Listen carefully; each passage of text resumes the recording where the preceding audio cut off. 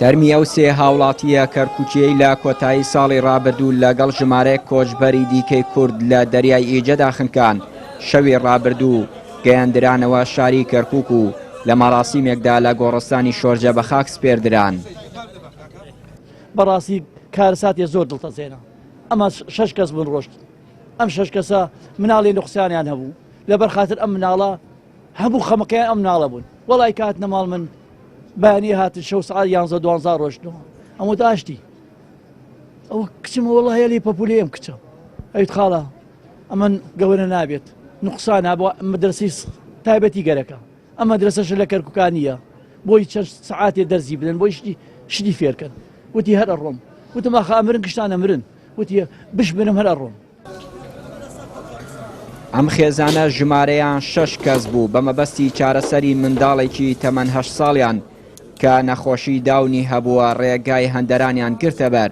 بەڵام لە شەوی 23 مانگی 12 ساڵی 2021 باهۆی ژێر ئاوکەوتنی یەختەکەیان منداڵە نەخۆشەکە و دایکی و نەنکی گیانیان لەدەستدا و باوکی منداڵەکە و 2 کچی دیکەیان ڕزگاریان بووە و لە کەمپێک لە یۆنان لە ژێر چاودێری پۆلیسدان.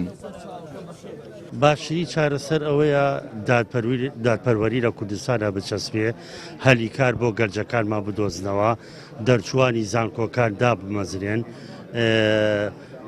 کارگە و بیبەی بێکاری و ئەمانە بۆ خەڵک دابیر بکرێ چونکە خەڵک بەڕاستی بێزارە لەم دەسەڵاتە بۆیە کۆچەکە سووری شەزانێ ڕێگای مەرگە بەڵام هەر ئەڕوا ئەوە بە باشە دەزانێ لە وڵاتەکەی خۆی. ئێمە وڵاتی دەوڵەمەندمانەیە وڵاتێکی سەرزەوی و ژێرزەوی خاکەکەمان هەمووی بە پیت و بەرەکەتە هەمووی زێڕە.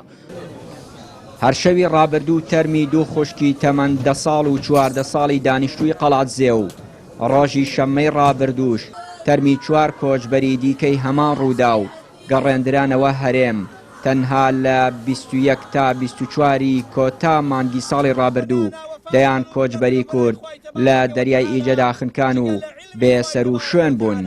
چیانووری کەناڵی پەیام کەرکووک.